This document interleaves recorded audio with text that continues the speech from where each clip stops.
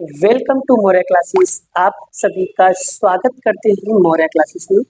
विद्यार्थी मित्रों, आज का जो टॉपिक है वो बहुत ही इम्पोर्टेंट होने वाला है। इस वीडियो को अंत સુધી देखना, आपकी सारे डाउट्स क्लियर होंगे और एग्ज़ाम बहुत करीब आ गया, राइट। 11th क्लास वाले बच्चों के लिए तो भाई ना करूँ तो ऐसा हो ही नहीं सकता। तो आपके लिए डेफिनेटली वीडियो बनाना मैंने शुरू कर दिया है और सारे टॉपिक मैं आप लोगों को समझा रहा हूँ, ठीक है।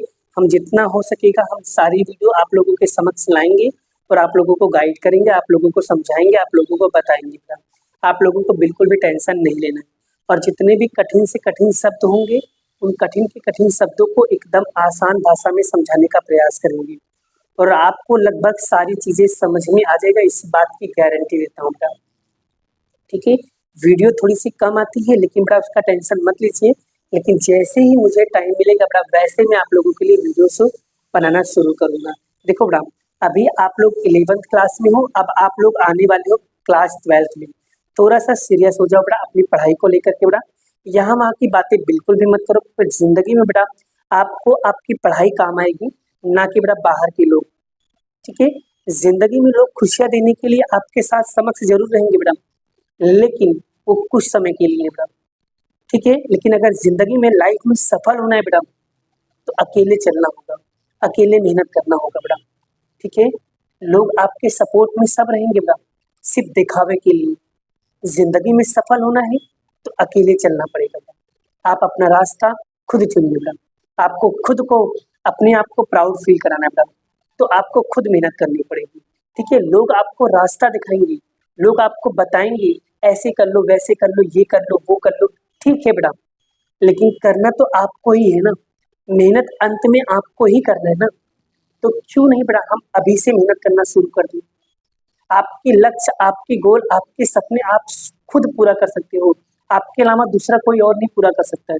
और दूसरी बात, मोटिवेशन सिर्फ आप खुद हो बेटा। मोटिवेशन दूसरे से मोटिवेशन लेने की बिल्कुल भी जरूरत नहीं, क्योंकि जितना बड़ा मोटिवेशन आप क्रिएट कर सकते हो उतना कोई और नहीं। क्योंकि अगर आपने ठान लिया है ना कि मुझे कुछ करना है, तो सच में बड़ा आप लाइफ में बहुत कुछ कर सकते हो, बहुत कुछ अचीव कर सकते हो। मुझे समझाने की बिल्कुल भी जरूरत नहीं बेटा, क्योंकि जमाना एआई का है बेटा, जमाना कलयुग का है बेटा। तो सुनो सबकी लेकिन करो अपनी मन की बेटा। तो सो प्लीज मेहनत करो और अपने आप को इतना काबिल बनाओ बेटा, इतना काबिल बनाओ कि बेटा जहाँ जाओ वहाँ तुम बेटा आपका नाम, ठीक है। कोई ऐसा काम मत करो जिससे माँ बाप को दुख हो बेटा, माँ बाप की प्रॉब्लम में जाए, ठीक है। तो चलिए आज की क्लास हम लोग शुरू करते हैं और आज हम बढ़िया तरीके से सेक्शन बी कंप्लीट करेंगे बेटा। हमने इसकी पहले वाली वीडियो में सेक्शन ए करवाया था और आज की वीडियो में आपको सेक्शन बी कराने वाला हूँ। तो चलिए बढ़िया तरीके से हम लोग क्या करेंगे, मेहनत करेंगे बेटा और एक एक क्वेश्चन को डिटेल में समझेंगे और हम ट्राई करेंगे जितना हमसे होगा उतना आसान भाषा में समझाने का प्रयास भी करेंगे बेटा, ठीक है। तो चलिए यहाँ पर क्वेश्चन क्या लिखा है बेटा, क्वेश्चन क्या लिखा है, निम्नलिखित प्रश्नों का उत्तर एक वाक्य में लिखिए बेटा। सबसे पहला क्वेश्चन क्या लिखा है कि यहाँ पर लिखा है इससे आर्थिक प्रवृत्ति क्या होती है। मैं बेटा परिभाषा समझाने चलाने से पहले मैं आपको इसको एकदम आसान भाषा में समझाने का प्रयास करता हूँ। सबसे पहले देखो किताबी लैंग्वेज में क्या लिखा हुआ है। आर्थिक प्रवृत्ति का मतलब क्या होता है, जिसे लाभ और वित्तीय प्रतिफल प्राप्त करने के उद्देश्य से की जाने वाली प्रवृत्ति को क्या कहते हैं, आर्थिक प्रवृत्ति। मतलब आसान भाषा में अगर मैं आपको समझाऊं, कहना क्या चाहता है बेटा, जैसे कहने का मतलब बेटा पैसे कमाने के लिए किया गया कोई भी काम, मतलब जब हम पैसे कमाने के लिए कोई भी काम करते हैं बेटा, ठीक है, तो वहां पर एक्टिविटीज कौन सी होती है, वित्तीय, पैसे का लेन देन होता है बेटा। और जहां पर पैसे का लेन देन होता है बेटा वही आर्थिक प्रवृत्ति है, ठीक है। जैसे कि दुकान चलाना, नौकरी करना, इनका मेन मकसद क्या होता है, मेन उद्देश्य क्या होता है, लाभ कमाना, सैलरी कमाना, यानी सैलरी को पाना। ये सब क्या होता है, इनका मेन पर्पस होता है, मेन उद्देश्य होता है बेटा। हम कहीं पे जॉब करने जाते हैं तो हमारा मेन पर्पस क्या होता है, मेन उद्देश्य क्या होता है, पैसे कमाना ना। तो बस वो सारी एक्टिविटीज हमारी क्या है, आर्थिक प्रवृत्ति। यानी आर्थिक प्रवृत्ति का मतलब होता है लाभ और वित्तीय प्रतिफल प्राप्त करने के उद्देश्य से की जाने वाली प्रवृत्ति को क्या कहते हैं, आर्थिक प्रवृत्ति कहते हैं। आई होप, आशा करता हूँ कि आर्थिक प्रवृत्ति का कॉन्सेप्ट आपको बहुत अच्छे से क्लियर हो गया। अगर माइंड में कभी भी क्वेश्चन कंफ्यूजन हो कि सर आर्थिक प्रवृत्ति होता क्या है, तो माइंड में एक ही चीज क्लियर कर लो, लाभ के उद्देश्य से की जाने वाली प्रवृत्ति ही हमारी आर्थिक प्रवृत्ति है। जैसे दुकान चलाना, किसी के यहाँ जॉब करना, ठीक है, ये सब क्या होता है बेटा हमारी आर्थिक प्रवृत्ति है। जहां पर पैसे का लेन देन होता है वो होता है बेटा आर्थिक प्रवृत्ति। कॉन्सेप्ट क्लियर बेटा, याद हो जाएगा, याद हो जाएगा। चलिए वेरी गुड बेटा, बहुत अच्छी बात है बेटा। आगे दूसरा क्वेश्चन क्या लिखा है बेटा, माल के उत्पादन के स्थल से ग्राहकों तक ले जाया जाए तो वह कौन सा तुष्टि गुण का सर्जन होगा। तो वहां पर आएगा स्थान यानी स्थल का तुष्टि गुण। सर कैसे, स्थल मतलब स्थल तुष्टि गुण होता क्या है। सबसे पहले मुझे ये समझना है सर तुष्टि गुण का मतलब क्या होता है, तो समझाता हूँ बेटा। जैसे एक एग्जाम्पल के माध्यम से बात कर रहा हूँ बेटा, जब सामान बनाने वाली जगह यानी कि फैक्ट्री, हम जहां पर जो सामान बनाते हैं वो सामान वहां से निकाल कर वहां ले जाया जाए जहां पर उसकी जरूरत है मार्केट में, उसी को कहा जाता है स्थल तुष्टि गुण। ठीक है, जैसे कि बात करूं बेटा, अगर मैं बात करूं कश्मीर यानी कि पहाड़ों पे सेब को अगर मैं शहर में लेके जाऊं यानी बाजारों में लेकर आता हूं तो उसका मूल्य, उसकी वैल्यू बढ़ जाती है। ठीक है, क्लियर हुआ बेटा, है ना, क्लियर हुआ। तो उसे कहते हैं तुष्टि गुण यानी संतुष्ट होना। ठीक है, स्थान यानी स्थल यानी माल जहां पर बनता है वहां से उसे मार्केट तक पहुंचाना या ग्राहकों तक पहुंचाना, वो होता है स्थल यानी स्थान तुष्टि गुण कहा जाता है। क्लियर बेटा। आगे तीसरा क्वेश्चन क्या है, व्यवसाय। बेटा व्यवसाय कहो या पैसा वर्ग कहो, दोनों का मतलब एक ही होता है कि धंधा का अर्थ क्या होता है बेटा, यानी कि व्यवसाय किसे कहते हैं बेटा। तो व्यवसाय सभी को पता है, मैं आप लोगों को एकदम डिटेल में समझा देता हूँ फिर से बेटा। आपको सबको पता है बेटा व्यवसाय का मतलब क्या होता है। व्यवसाय एक पेशा, एक प्रोफेशन होता है बेटा। किस टाइप का प्रोफेशन, जैसे एक एग्जाम्पल की बात करो, मान लो मैं एक व्यक्ति हूँ। ठीक है, व्यक्ति अपनी कोई खास पढ़ाई करे या डिग्री ले या कोई हुनर यानी कि स्किल इस्तेमाल करके अगर मैं लोगों को सेवा दे रहा हूँ, मतलब मैंने पढ़ाई लिखाई करके आप लोगों को पढ़ा रहा हूँ, तो पहले तो मैंने क्या किया, पहले मैंने हुनर सीखा, स्किल सीखा, डिग्री लिया, पढ़ाई किया, उसके बाद ही मैं आपको पढ़ा पा रहा हूँ ना, उसके बाद ही मैं आपको सेवा दे पा रहा हूँ ना। ठीक है, और बदले में मैं आपसे क्या ले रहा हूँ, फीस ले रहा हूँ, तो उसे हम लोग क्या कहेंगे, व्यवसाय। ठीक है, यानी कि किसी भी क्षेत्र में विशिष्ट गुण, डिग्री, ज्ञान द्वारा सेवा देकर के फीस प्राप्त करना अर्थात व्यवसाय। यानी कि किसी भी क्षेत्र में, किसी भी फील्ड में विशिष्ट प्रकार का ज्ञान, अनुभव प्राप्त करके समाज के लोगों को सेवा देना, सेवा के बदले फीस प्राप्त करना, उसी को कहते हैं व्यवसाय। जैसे एक एग्जाम्पल के माध्यम से बात कर रहा हूं बेटा, डॉक्टर, वकील, सीए, ये सब सामान नहीं बेचते। क्या ये आपको सामान बेचते? डॉक्टर कोई सामान बेचता है, वकील कोई सामान बेचता है, टीचर कोई सामान बेचता है, सीए कोई सामान बेचता है? नहीं, ये लोग सामान नहीं बेचते। ये लोग अपनी सलाह और आपको सर्विस प्रोवाइड करते हैं, आपको सेवा देते हैं, और वही सेवा के बदले आपसे क्या लेते हैं, फीस लेते हैं। उसी को कहते हैं व्यवसाय। क्लियर हुआ। जैसे यहाँ पर डॉक्टर है, वकील है, ठीक है, चार्टर्ड अकाउंटेंट है, मतलब सीए है बेटा। ठीक है, ये सब क्या है, व्यवसायिक व्यक्ति कहलाते हैं, पेशेवर व्यक्ति कहलाते हैं। बोलो व्यवसाय का मतलब क्लियर हुआ कि किसी भी क्षेत्र में विशिष्ट प्रकार का ज्ञान, अनुभव प्राप्त करके समाज के लोगों को सेवा देना, सेवा के बदले फीस प्राप्त करना अर्थात व्यवसाय। आप ये वाला परिभाषा भी जो मैंने आपको बोला ना, ये परिभाषा भी आप चाहो तो लिख सकते हो कि किसी भी क्षेत्र में विशिष्ट प्रकार का ज्ञान, अनुभव प्राप्त करके समाज के लोगों को सेवा देना, सेवा के बदले फीस प्राप्त करना अर्थात व्यवसाय। या तो किताब, या तो यहाँ पर जो लिखा वो भी लिख सकते हो। क्या लिखोगे बेटा, जैसे कि किसी भी क्षेत्र में विशिष्ट गुण, डिग्री, ज्ञान के द्वारा सेवा देकर फीस प्राप्त करना अर्थात व्यवसाय। बोलो क्लियर हो बेटा। और थोड़े बहुत आपको उदाहरण लिख देना है, आपका कॉन्सेप्ट क्लियर हो जाएगा। आई होप, आशा करता हूँ आपको ये चीजें बढ़िया तरीके से समझ में आ रहा है। अगर सच में मेरी वीडियो सच में आप लोगों को मजा आता है तो वीडियो को लाइक जरूर करना बेटा। ठीक है, और नए लोगों को जरूर से जरूर जोड़ूंगा, जिससे बड़ा आपकी तो हेल्प हो रही है, साथ में आपके दोस्तों की भी हेल्प हो जाए। सभी को साथ में लेकर चलना है, ठीक है, किसी को साथ नहीं छोड़ना है। देखो, मैंने एक ही चीज लाइफ में सीखा है बेटा, दोस्ती करो तो अंत तक करो, प्यार करो तो जिंदगी भर तक करो, ठीक है। अगर माँ बाप से भी प्यार करते हो तो जिंदगी भर तक करो, ठीक है। दुनिया में कोई भी अपने साथ आए, लेकिन माँ बाप को कभी मत छोड़ो, ठीक है।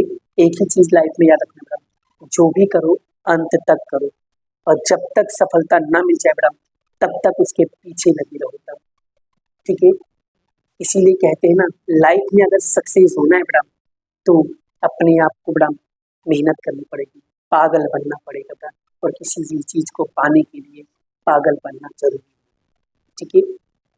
क्लियर?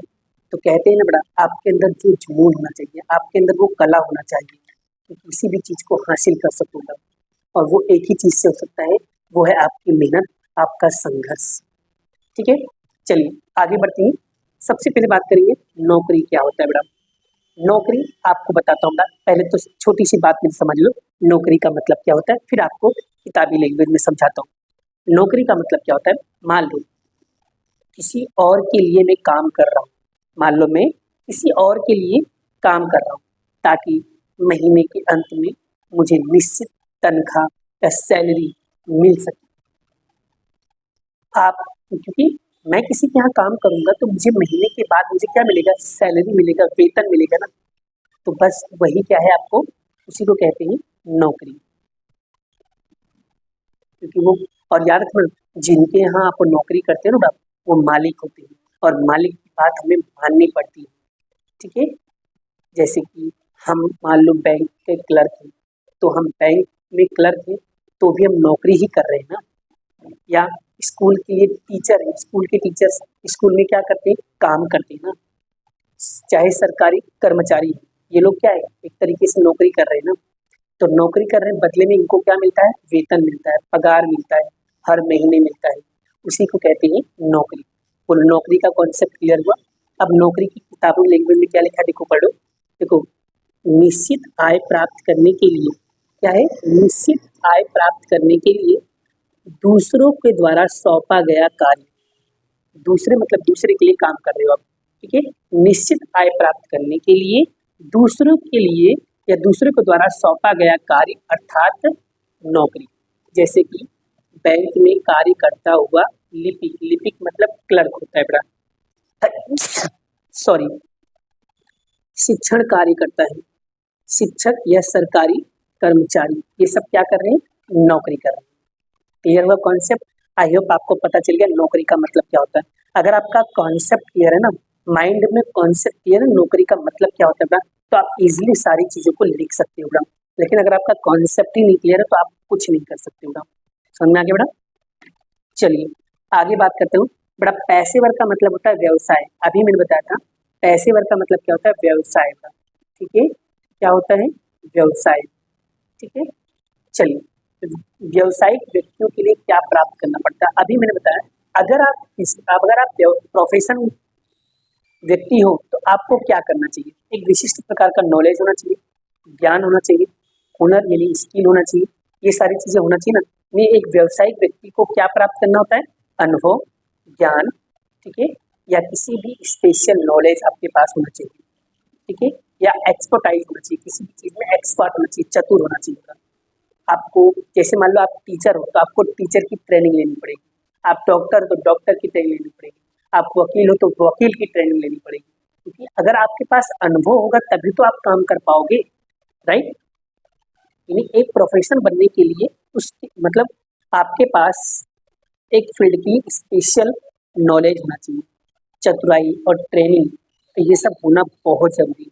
यानी कहते हैं ना कि बिना डिग्री के आप डॉक्टर, वकील और टीचर नहीं कहलाओगे, क्योंकि आपके पास डिग्री, स्किल, हुनर, ये सारी चीजें होगा तो ही आपको लोग मतलब डॉक्टर या वकील या टीचर कहेंगे, ठीक है। देखो यहाँ पर वही लिखा है, व्यावसायिक व्यक्तियों को पैसे के लिए विशिष्ट प्रकार का ज्ञान, चतुराई और आवश्यक शिक्षण प्राप्त करना पड़ता है।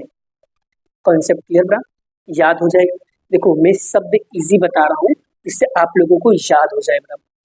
आगे बात करते हैं नौकरी और रोजगार के कोई भी दो उदाहरण दीजिएगा।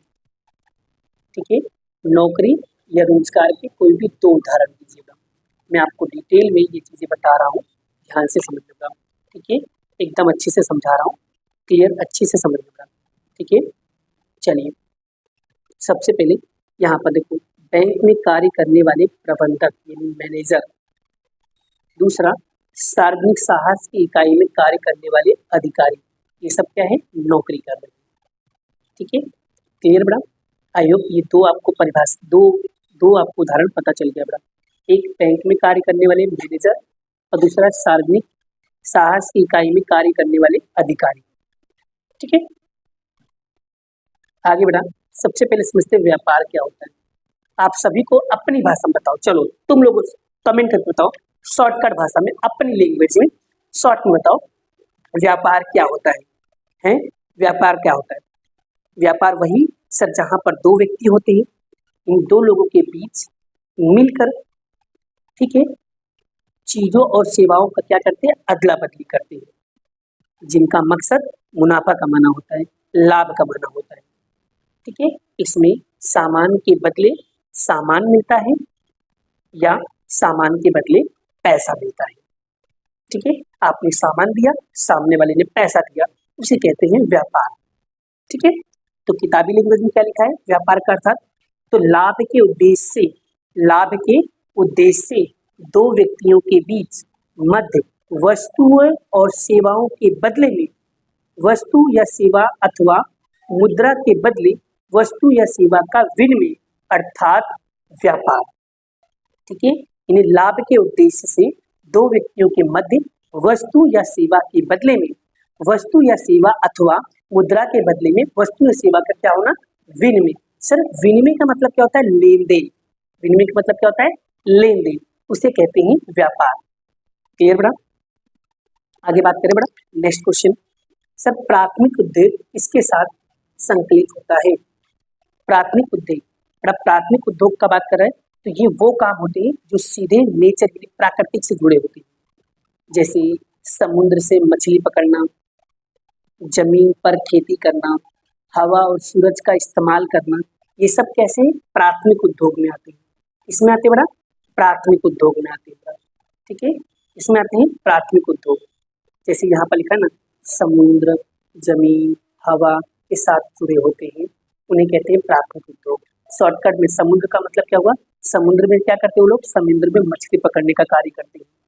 और जमीन मतलब जमीन पे खेती करना। और हवा और सूरज का मतलब क्या होता है बेटा, हवा और सूरज का इस्तेमाल करना। ये सब क्या किस कैटेगरी में आते हैं, प्राथमिक उद्योग में आते हैं। अब हम बात करेंगे प्राथमिक उद्योग और गौण उद्योग कौन से मदद रूप बनते हैं। ठीक है बेटा, चलिए प्राथमिक उद्योग और गौण उद्योग में जैसे डेयरी उद्योग हो गया, पेयजल उद्योग हो गया, बेकरी उद्योग हो गया, ये सब क्या होते हैं, बहुत ही इंपॉर्टेंट रोल प्ले करते हैं। ठीक है, जैसे दूध से डेयरी प्रोडक्ट बनाना, गन्ने से चीनी बनाना बेकरी का काम। ठीक है, क्लियर बेटा। तो ये सब आप लोगों को पता चल, डेयरी उद्योग को आपको पता है, दूध से क्या होता है, डेयरी प्रोडक्ट बनाना। ठीक है, समझना क्या बेटा। और गन्ने से क्या करना, गन्ने से चीनी बनाना, ये सब किस कैटेगरी में आता है, बिक्री। ये सब आपको पता चल गया, ये सब हमारे लिए बहुत इंपॉर्टेंट है। पहले प्राथमिक उद्योग तो आपको पता चल गया बेटा, प्राथमिक उद्योग क्या होता है, और प्राथमिक को गौण उद्योग में कैसे मदद रूप बनता है, तो वो चीज़ मैंने आपको बता दिया। दूध तो क्या करना, कोई प्रोडक्ट बनाना। ठीक है, या गन्ने से हमने क्या बना दिया, चीनी बना दिया, ये किस कैटेगरी में आता है, गौण उद्योग मतलब सेकेंडरी। ठीक है, क्लियर बेटा। आई होप, आशा करता हूँ आपको ये टॉपिक याद हो जा रहे हैं बेटा। अब हम बात करते हैं नेक्स्ट। अब हम समझते हैं सबसे पहले बीमा क्या होता है। बीमा आप सभी लोग बहुत अच्छे से सुना होगा बेटा। चलिए आप लोगों ने सुना है ना बीमा, तो बताओ बीमा क्या होता है बेटा। बीमा वो होता है बेटा, यहाँ दो पक्षों के बीच का क्या है, लिखित समझौता होता है। इन दो व्यक्तियों के बीच का कैसा होता है, लिखित समझौता होता है। इनमें अगर भविष्य में आपका कोई नुकसान होता है या फिक्स होता है, तो बीमा कंपनी उस नुकसान की क्या करता है, भरपाई करने का वादा करता है और इसके बदले में आपसे थोड़ा सा पैसा मांगता है, इसे कहते हैं बीमा। और ये बीमा दो व्यक्तियों के बीच का पक्षकार है बेटा, मतलब दो व्यक्तियों के बीच का लिखित समझौता है बेटा। और अगर भविष्य में आपको कोई नुकसान होता है तो बीमा कंपनी क्या करती है, उसका भरपाई करता है, वो होता है बीमा। देखो लिखा है, दो पक्षकारों के मध्य ऐसा लिखित करार है जिसमें एक पक्ष निश्चित की गई रकम के बदले दूसरे पक्ष को भविष्य में अनिश्चितताओं जोखिम से होने वाले नुकसान को अदा करने का क्या करता है, विश्वास देता है। तो बीमा एक ऐसी योजना है जिसके द्वारा व्यक्तिगत जोखिमों का विभाजन एक बड़े समूह में होता है, उसे कहते हैं बीमा। आई होप बीमा की परिभाषा आप लोगों को बहुत अच्छे से याद हो गई होगी, इसे याद कर लेना। अच्छा, बीमा पॉलिसी क्या होता है सर? बीमा तो हमें समझ में आ गया कि ये दो व्यक्तियों के बीच का लिखित करार है। तो बीमा पॉलिसी क्या होता है?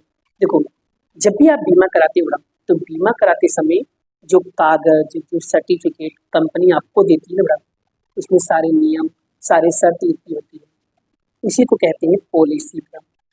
यानी वो आपके पास एक तरीके से सबूत होता है बड़ा, उसे कहते हैं बीमा पॉलिसी। क्लियर बड़ा?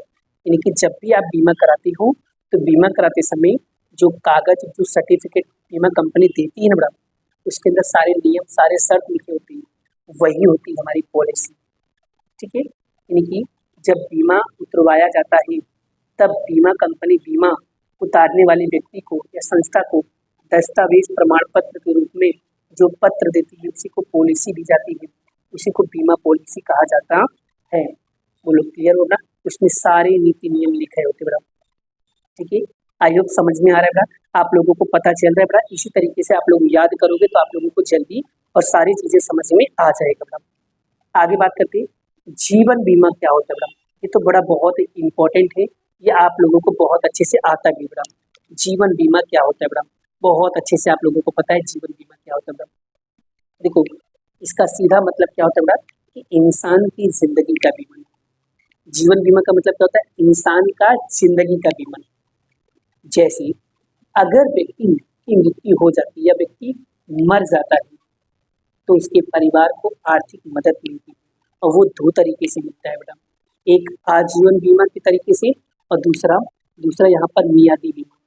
अब ये क्या होता है दोनों को मैं समझाता हूँ बेटा।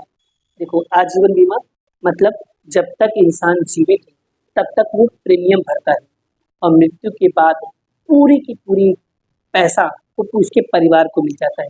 और मियादी बीमा क्या होता है बेटा, एक समय तय करना पड़ता है कि जैसे कि मान लो 20 साल के लिए होता है, मैं 20 साल तक बीमा भरूंगा और 20 साल के अंदर अगर मैं मर जाता हूँ तो वो पूरा पैसा मेरे परिवार वालों को मिल जाएगा, वो मियादी बीमा होता है बेटा। ठीक है, बीमा के दो प्रकार होते हैं। ठीक है, देखो, जिंदगी के सामने रक्षण प्रदान करने हेतु जो बीमा या बीमा कंपनी समक्ष उतरवाया जाता है उसे जीवन बीमा कहा जाता है। ठीक है, और ये लंबे समय के लिए होता है, लंबे अवधि के लिए होता है, और बीमा के दो प्रकार हैं। ठीक है, आई होप आशा करता हूँ आपको ये चीजें कॉन्सेप्ट क्लियर हो गया। आगे सामान्य बीमा क्या होता है समझाता हूँ मैं। सामान्य बीमा क्या होता है? ठीक है, सामान्य बीमा क्या होता है ना, यानी कि ऐसा बता रहा हूँ, जैसे कि मान लो जान को छोड़कर बाकी चीजों पे जो बीमा करवाया जाता है उसे सामान्य बीमा कहा जाता है। इनकी जिसमें माल सामान का बीमा करवाया जाए उसी को सामान्य बीमा कहा जाता है। ठीक है, जैसे कि एग्जांपल गाड़ी का बीमा, घर का बीमा, दुकान का बीमा, गले का बीमा, मतलब इन शॉर्ट किसी भी चीज का बीमा करवाया जाए उसे सामान्य बीमा के अंदर कहा जाता है। यानी ऐसी बीमा जो माल सामान संपत्तियों के संबंध में जो भी बीमा लिया जाता है उसी को सामान्य बीमा कहा जाता है। ठीक है, इनकी अवधि 1 वर्ष की होती है। कितनी वर्ष की? 1 वर्ष की होती है। इसमें बीमा के चारों सिद्धांत लागू होते हैं, मतलब बीमा के जितने भी सिद्धांत है, 4 सिद्धांत है, चार सिद्धांत इसके अंदर लागू होता है। क्लियर? अब आते बड़ा परिवहन और वाहन परिवहन में सबसे तेज माध्यम बताइए। तो बताता हूँ बड़ा, सबसे तेज माध्यम अगर कहा जाए तो वो है हवाई मार्ग। हवाई मार्ग सबसे तेज माध्यम। अगर कोई कीमत सामान या इंसान को जल्दी एक जगह से दूसरी जगह पे पहुंचाना है तो हवाई बीमा सबसे बेस्ट है। भले ही थोड़ा सा महंगा होता है लेकिन सबसे तेज, सबसे जल्दी पहुंचाता है बेटा, उसे कहते हैं। सबसे तेज माध्यम कौन सा है? हवाई बीमा। देखो लिखा है, परिवहन के लिए सबसे तेज माध्यम हवाई माध्यम कहलाता है। हवाई मार्ग द्वारा मानव या माल सामान को बहुत तेजी से एक स्थान से दूसरे स्थान पर पहुंचाया जाता है। मांगा या भेज सकते हैं। सबसे अधिक खर्चीला होता है, मतलब सबसे महंगा होता है बेटा, याद रखना। ठीक है, हवाई बीमा सबसे ज्यादा खर्चीला होता है बेटा। आगे बढ़ते बेटा, मल्टीपल यूनिट ट्रेन क्या होता है बेटा? मल्टीपल यूनिट ट्रेन क्या होता है बेटा, इसे समझ लेते हैं। मल्टीपल यूनिट ट्रेन यहाँ एक ऐसी ट्रेन होती है जिसमें एक इंजन के बजाय कई डिब्बे खुद से ही, बताओ, खुद के अंदर, उसके अंदर शक्ति आ जाती है बेटा, ऐसा पावर आ जाता है। जैसे आज के टाइम पे अगर बात करूँ, अगर आज के टाइम पे बात करूँ, वंदे भारत ट्रेन देख लो या बुलेट ट्रेन देख लो, इसकी जो मतलब बहुत तेजी से मतलब इसकी रफ्तार पकड़ लेती है बेटा, बहुत तेज चलती है बेटा, और रुकती भी है, ऐसा नहीं है, लेकिन बहुत तेजी से चलती है। उसे कहते हैं मल्टीपल यूनिट ट्रेन। देखो यहाँ पर लिखा है, रेलवे का उपयोग आने वाली इंजन सामान्य रूप से चालक बल के रूप में, जैसे डीजल हुआ या विद्युत हुआ, उसका उपयोग करते हैं। कई बार सभी अथवा अमुक डिब्बे चालक बल के रूप में कार्य भी करते हैं, जिसे मल्टीपल यूनिट ट्रेन कहा जाता है। ठीक है, रेलवे में अभी भी चालक बल के रूप में केबल या गुरुत्वाकर्षण या चुंबकीय शक्ति का उपयोग होता है।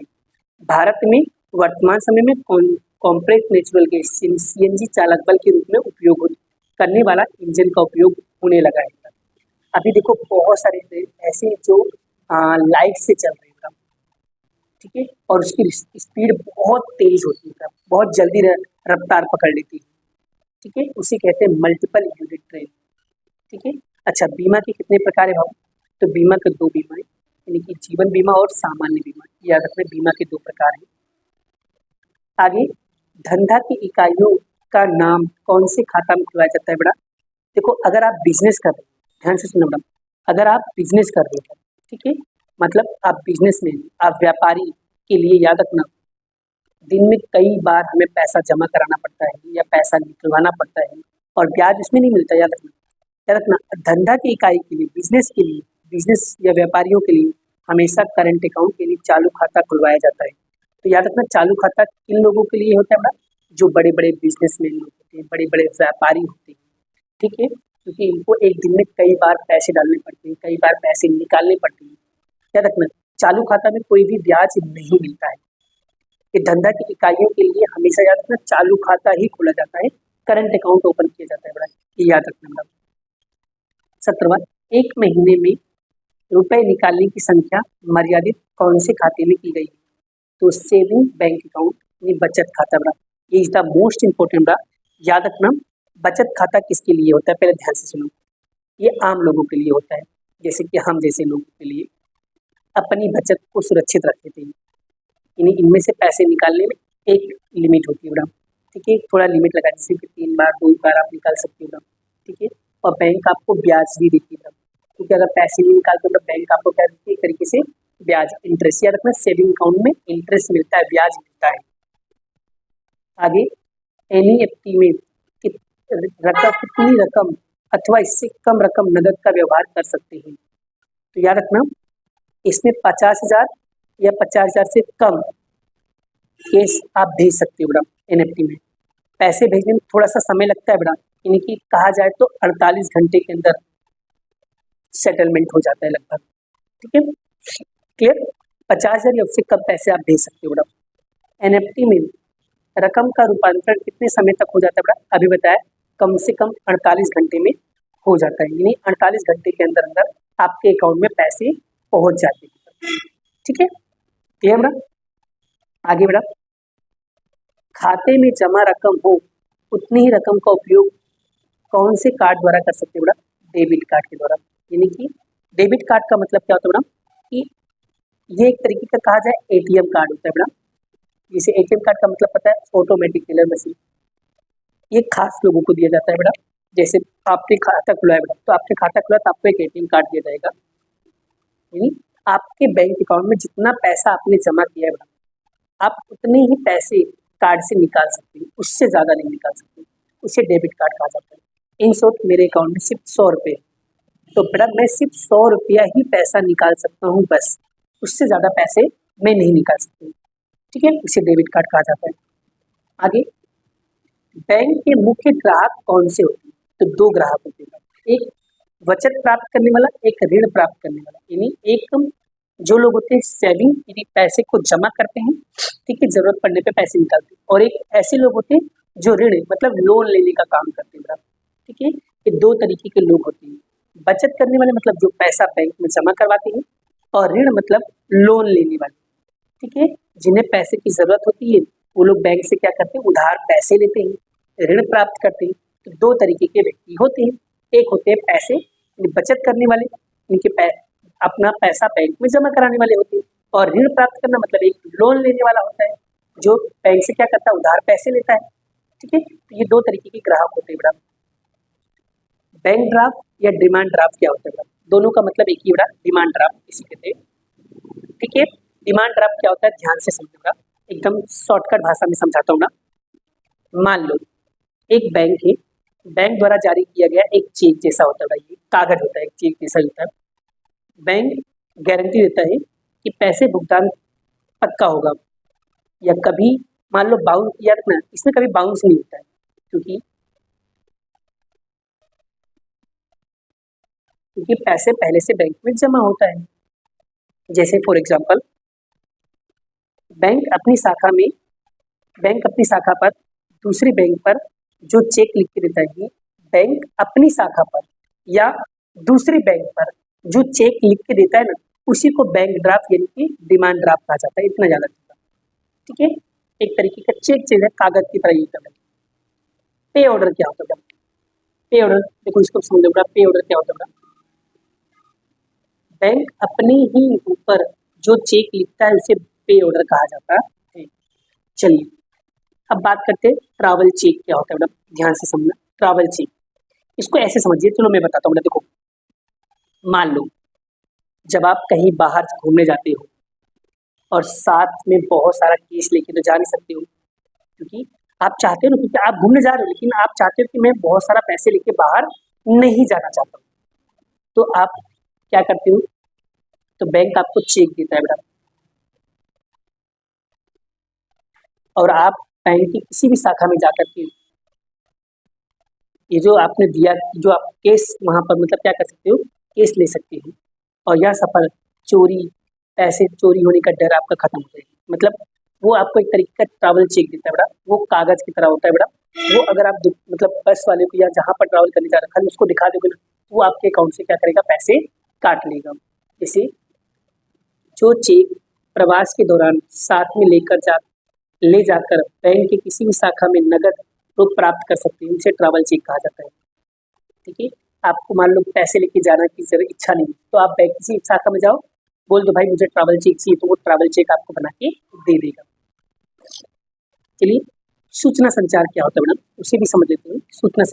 सूचना संचार मतलब दो या दो लोगों के बीच की जानकारी, विचार, भावना, उन लोगों का लेन देन करना, इसे कहते हैं बेटा सूचना संचार, मतलब बातचीत करना। सूचना संचार दो से अधिक व्यक्तियों के माध्यम द्वारा तथ्यों, विचारों और मंतव्यों के भावनाओं को आदान प्रदान या लेन देन करने की प्रक्रिया को सूचना संचार कहते हैं। चलिए कॉन्सेप्ट क्लियर। अब आते बेटा WWW का पूरा नाम क्या है, वर्ल्ड वाइड वेब। इसका फुल फॉर्म याद रखना, वर्ल्ड वाइड वेब, ये एग्जाम में पूछा जाता है बेटा। अब आते बेटा इंटरप्राइज वेब क्या होता है बेटा, इंटरप्राइज वेब क्या होता है, ठीक है। चलिए बेटा इंटरप्राइज वेब क्या होता है बेटा, इसे हम ध्यान से समझ लेते हैं, ठीक है, एकदम अच्छे से समझना। तो समझना, देखो इंटरप्राइज वेब जब कोई बड़ी संस्था, जैसे कि सबसे बड़ी संस्था कौन सी, भारतीय रेल, अपने देश भर के अलग अलग ऑफिसों या कंप्यूटर एक साथ जोड़ती है, तो उसे इंटरप्राइज वेब कहा जाता है। इससे डेटा एक शहर से दूसरे शहर तक तुरंत पहुंच जाता है, उसे इंटरप्राइज वेब कहा जाता है। एक एग्जांपल बताता हूँ बेटा, लैपटॉप है ना, लैपटॉप जैसे स्कूल में कंप्यूटर होते हैं बेटा, कंप्यूटर, तो उसमें एक ही लाइन से सारे कनेक्ट होते हैं बेटा, एक ही लाइन से क्या होता है, सारे लोग क्या होते हैं, कनेक्ट होते हैं बेटा। जो डाटा इसमें है वही डाटा उसमें भी होता है, ठीक है। तो एक अगर हम वायर से कनेक्ट कर देते वो हमारा डाटा इसमें से इसमें आ जाता है, तो उसे इंटरप्राइज वेब कहा जाता है, ठीक है। यहाँ पर देखो एक बड़ी संस्था या इकाई विशाल रूप से फैले हुए कंप्यूटर नेटवर्क होता है, जो अलग अलग स्थानों पर स्थित कंप्यूटर नेटवर्क को नेटवर्क है, जो कि संस्था के लिए सबसे बड़ा खड़ा किया गया नेटवर्क है। ऐसे नेटवर्क जो इंटरनेट के रूप में जाना जाता है, जो भारतीय रेलवे देश के अपने कार्यालय इस तरीके से जोड़ती है। अब मैं आपको बता रहा हूँ बेटा, जैसे कंप्यूटर होता है, एक कंप्यूटर दूसरे कंप्यूटर से जो जोड़ा जाता है बेटा, ठीक है, उसे कहते हैं इंटरप्राइज। जैसे आप एग्जाम्पल के रूप में बात करो, इंटरनेट लगभग सभी के मोबाइल में चलता है बेटा, क्या उसमें कोई वायर लगा है? नहीं, क्योंकि इंटरनेट सबके पास पहुंच रहा है बेटा, जो सबके पास पहुंच रहा है, एक जानकारी सभी के पास पहुंच रहा है बेटा, तो वो इंटरप्राइज वेग बन सकता है बेटा, ठीक है। अच्छा, कंप्यूटर नेटवर्क भी आप लोग जानते हैं बेटा क्या होता है बेटा, कंप्यूटर नेटवर्क भी आपको पता है क्या होता है बेटा, ठीक है। क्या होता है, जब दो या दो से ज़्यादा कंप्यूटर को किसी भी तार या वायरलेस माध्यम से एक दूसरे को जोड़ा जाता है ताकि जानकारी शेयर हो सके, उसी को नेटवर्क कहते हैं। और वो कौन सा नेटवर्क होता है? कंप्यूटर नेटवर्क होता है, जो वायर के माध्यम से, वायरलेस के माध्यम से बड़ा उसको जोड़ा जाता है, उसी को कहा जाता है कंप्यूटर नेटवर्क। देखो लिखा है, कंप्यूटर की समूह की माहिती संसाधनों का सामूहिक उपयोग उद्देश्यपूर्ण एक दूसरे के साथ जोड़ा जाए तो उन्हें नेटवर्क कहा जाता है। जो हार्डवेयर के लिए सॉफ्टवेयर से जुड़े होने चाहिए, तो इससे अधिक कंप्यूटर के माध्यम से आंतरिक रूप से जुड़े हुए तंत्र को कंप्यूटर नेटवर्क कहा जाता है। ई कॉमर्स वित्त भुगतान किसके द्वारा होता है? तो याद रखना, यहाँ पर दिया हुआ है, COD कैश ऑन डिलीवरी के द्वारा होता है, चेक के द्वारा होता है, नेट बैंकिंग ट्रांसफर द्वारा, क्रेडिट कार्ड, डेबिट कार्ड और डिजिटल कैश के द्वारा होता है बेटा, इतने द्वारा किया जाता है ई कॉमर्स का भुगतान बेटा, ठीक है। अब बात करते हैं हैकिंग। हैकिंग भी आपको पता है, हैकिंग का मतलब क्या होता है? हाईजैक करना बेटा। हैकिंग का मतलब क्या होता है? हाईजैक करना बेटा, ठीक है। और बड़ा एक तरीके से कहा जाए डिजिटल चोरी करना। हैकिंग करना मतलब डिजिटल चोरी करना, मतलब किसी भी कंप्यूटर या मोबाइल में बिना उसकी अनुमति से घुसना, उसकी गुप्त जानकारी को चुरा लेना, उसे हैकिंग कहा जाता है बेटा, ठीक है। इसलिए साइबर सुरक्षा होना बहुत जरूरी है, ठीक है। हाईजैक करना, चोरी कर लेना, उसे कहते हैं हैकिंग। जैसे अपने कंप्यूटर पर जो गुप्त बातें या मेमोरी में रखी जाती है, उसे अन्य लोगों की चालाकी से हड़प लेते हैं। इस प्रकार की सूचना संबंधित चोरी है। इसीलिए हैकिंग करने वाले लोगों को कंप्यूटर या साइबर संबंधित साइबर क्राइम की व्यवस्था भी है, ठीक है। हैकिंग तो आपको पता चल गया क्या होता है बेटा, चोरी करना, हाईजैक करना। चलिए अब हम बात करते हैं व्यक्तिगत मालिकी। व्यक्तिगत मालिकी क्या होता है बेटा? व्यक्तिगत मालिकी का मतलब होता है इसमें एक ही व्यक्ति मालिक होता है और वही सारा पैसा लगाता है, वही सारा काम संभालता है, वही सारा फायदा लेता है, वही सारा नुकसान भी होता है, उसी को कहते हैं व्यक्तिगत मालिकी। जैसे कि अपनी छोटी सी पकौड़ी की लाड़ी खोलना, वो पकौड़ी भी बनाता है, पकौड़ी भी खिलाता है, बर्तन भी धोता है, पैसे भी कलेक्ट करता है, वो सारा काम वो खुद ही कर रहा है, वो होता है व्यक्तिगत मालिकी। देखो, एक ऐसा व्यापार जिसकी मालिकी, संचालन, नियंत्रण एक ही व्यक्ति के हस्तक हो, एक ही व्यक्ति पूंजी निवेश करे, धंधे और आरंभ करे, क्रय विक्रय या धंधे का विकास करे और धंधे के सभी परिणाम लाभ हानि स्वयं सहन करे, उसी को कहा जाता है व्यक्तिगत मालिकी। क्लियर बेटा? चलिए, व्यक्तिगत मालिकी की मालिक का दायित्व कैसा होता है? असीमित, अनलिमिटेड होता है बेटा। व्यक्तिगत मालिकी की जो जिम्मेदारी होती है वो अनलिमिटेड होती है, असीमित होती है, ठीक है बेटा। अब बड़ा कर्ता तो आप लोगों को पता है, कर्ता क्या होता है बेटा? कौन होता है कर्ता? कर्ता वो होता है आपके घर का जो सबसे बड़ा सदस्य होता है, आपके घर का जो सबसे बड़ा सदस्य होता है उसी को कर्ता कहा जाता है। यानी संयुक्त हिंदी परिवार नामक संस्था में परिवार के बड़े बुजुर्ग व्यक्ति के हाथ में संचालन होता है, उसी को कर्ता कहा जाता है।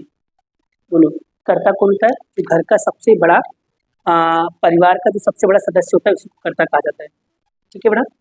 और पूरा बिजनेस वही संभालता है, फैसला भी वही लेता है, उसी को कहते हैं कर्ता, ठीक है। हिंदू, ठीक है, अभिजीत अविभाजित परिवार, यहाँ पर अभिजीत आएगा बेटा। हिंदू, यहाँ पर क्वेश्चन में थोड़ी सी मिस्टेक बेटा, इसको चेक कर लेना। हिंदू अभिव्यक्ति कुटुंब या परिवार संस्था कर्ता का दायित्व कैसा होता है? असीमित होता है बेटा। ठीक है, यहाँ पर सुधार देना बेटा। यहाँ पर आएगा संयुक्त हिंदू परिवार। ठीक है, संस्था का कर्ता का दायित्व कैसा होता है? असीमित होता है। आगे, साझेदारी संस्था निर्णय किस तरीके से लिया जाता है? साझेदारी संस्था या निर्णय लेते समय संबंधित बात आवश्यक चर्चा विचारणा करते हैं। ठीक है, प्रत्येक साझेदार के साथ मंतव्य जानने के बाद धंधे के हित के लिए सर्वसहमति से निर्णय लिया जाता है। साझेदार में याद रखना, साझेदार में अपने दोनों पार्टनर मिल करके बातचीत करते हैं, तो वहां से जो भी डिसीजन निकलता है उस डिसीजन को लिया जाता है। साझेदारी संस्था संचालन कौन करता है? साझेदारी संस्था में संचालन सभी साझेदार संयुक्त रूप से कर सकते हैं, यानी सभी साझेदार मिलकर संचालन कर सकते हैं। करार के अनुसार कोई एक या एक से अधिक साझेदार भी संचालन कर सकता है। क्लियर बेटा? आई होप, आशा करता हूँ आप लोगों को ये चीजें बढ़िया तरीके से समझ में आ गया। अभी तक हमने सिर्फ 5 चैप्टर के आप लोगों को सारे क्वेश्चन आंसर सेक्शन ए का करवा दिया, जो सेक्शन बी में पूछा जाता है। अब बाकी के बचे हुए चैप्टर नंबर 6, 7, 8, 9, 10, 11 इसकी भी वीडियो में आप लोग जरूर लेकर आओ।